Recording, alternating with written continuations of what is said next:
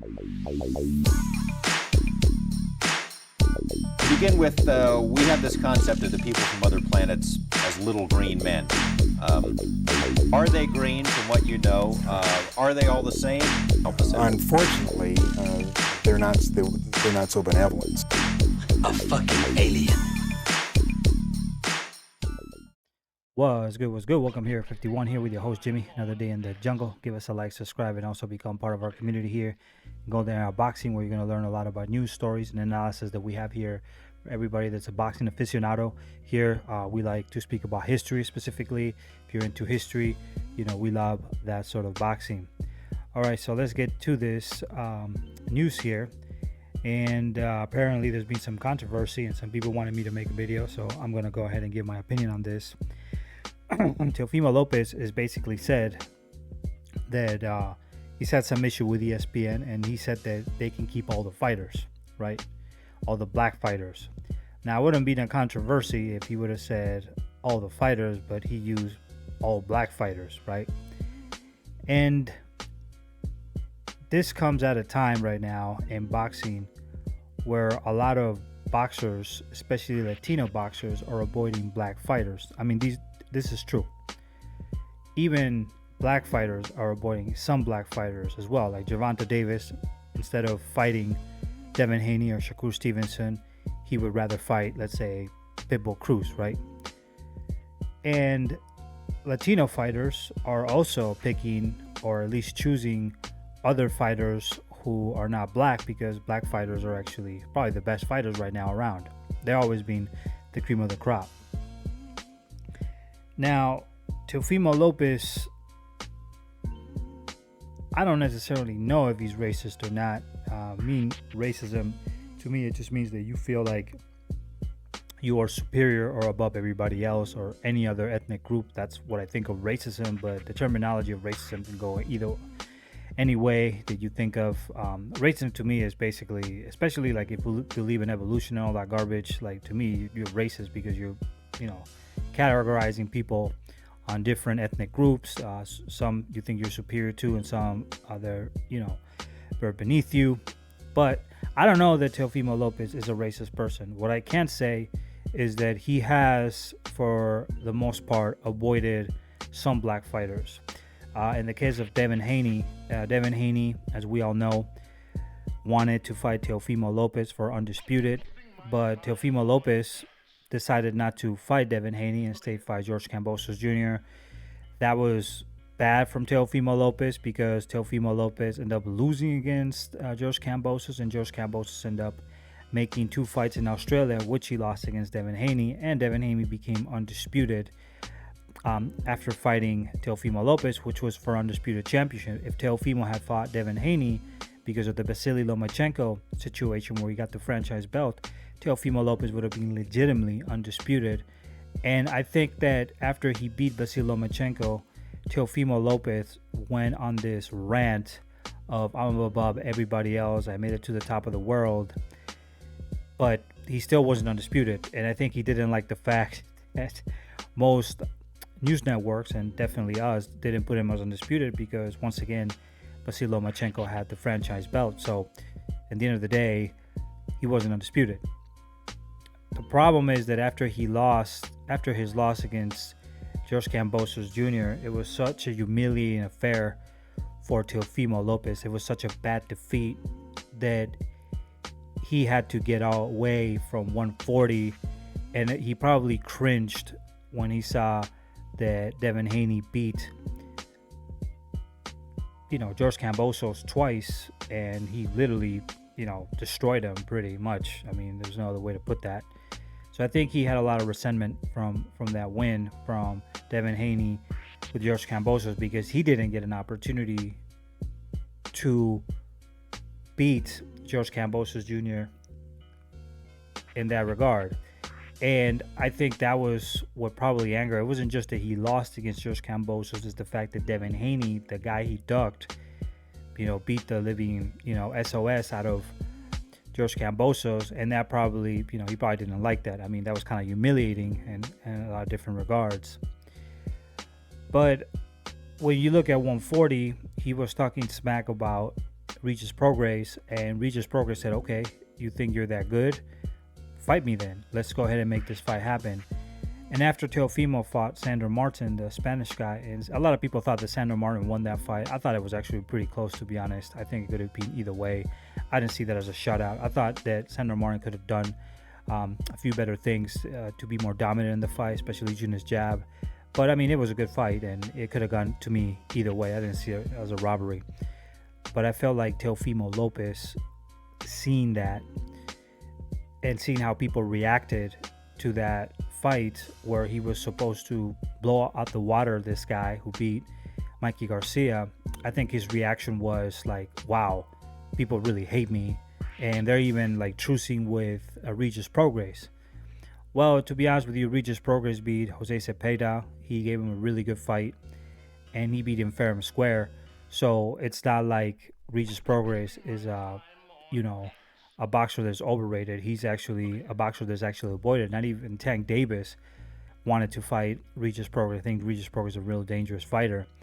And I think that Teofimo Lopez reaction as far as saying that, ESPN can keep all the black fighters, I just think he doesn't think that he can beat any black fighters, to be honest with you. I don't think he'll beat Richardson Hitchens, the guy who's coming up. I don't think he could beat a fighter like Devin Haney. And in fact, I don't even know how he will do against Josh Taylor. I mean, Josh Taylor's still a good fighter. He might have had a fight where Jack Carroll, where it was, a close fight. Some people saw that, Josh Taylor defeated him, wiped him out. But I thought it was, I thought Jack Catardo won. But at the end of the day, you have to literally destroy your opponent if you want to win. That's the mentality you have to have, especially, if you've been in boxing. If you leave it in a decision, it can always go a different way. So there's close decisions, but robberies, to me, is a different story. Either way, Teofimo's fighting Josh Taylor. So, he could have taken the Regis Prograis side, who he spoke bad against, but he took Josh Taylor. So what does that mean? That means that he would rather fight the Scottish guy, the white guy, than fight the other guy, So personally, Teofimo's a kind of strange case because I don't consider him a poodle. In Golden Era, we have a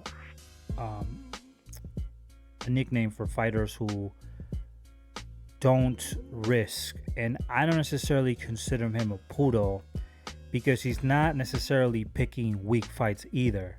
And this is something that people don't want to recognize because of his attitude. But, let's be honest with you. Yeah, he might not beat the Devin Haney's. This is true. He might not beat the Regis Prograis. But he's not taking easy fights either, okay?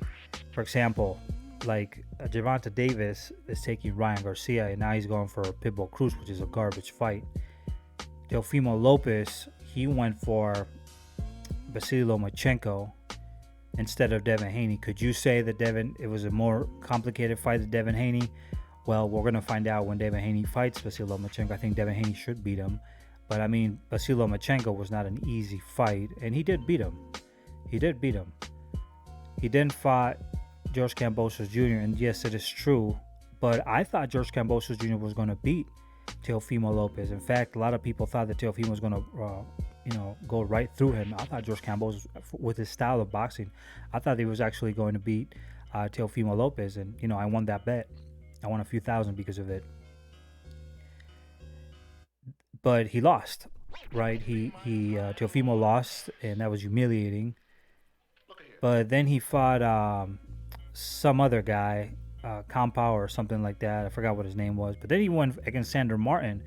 And Sandor Martin beat Mikey Garcia. So would you call that a duck? Or, would you call that a fighter that's not risking? Sandor Martin is a dangerous fight.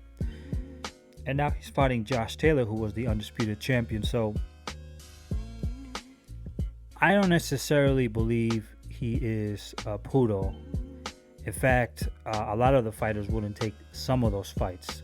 Now, if he would have chosen, let's say, if he would have picked, some guy that was, almost in the end of his career, I don't know, some other fight, you know what I'm talking about, like, you know, some Thomas Delorme who's gone, or, you know, something like that, and that's a different story. But I can't consider him a poodle. I think he's more of a pit. The problem, I think that he is a little bit, I think he has duck fighters like Devin Haney and Regis Prograis because of his lack of confidence, because, you know, saying things like what he said about black fighters is really just a lack of confidence in yourself. If I'm going to get in a street fight, you know, and I got in fights with blacks and Latinos as well, you know, I'm not afraid. You know, you come at me, it just don't matter. I don't care. I got native in me, so I'm ready. You ready? I'm ready. But I think that his lack of confidence makes him say stupid things like that. And in the end of the day, he did duck Devin Haney, and I think he has some resentment of what happened with George Kambosos Jr. That's what I believe. And I heard that his dad is racist. The dad is really racist. I don't know if he's racist, but I know the dad might be a little bit racist. I remember when Teofimo was going to the Mayweather gym. He wasn't a bad guy. He did get along with everybody. But, you know, everybody in the Mayweather gym is pretty arrogant, to be honest with you.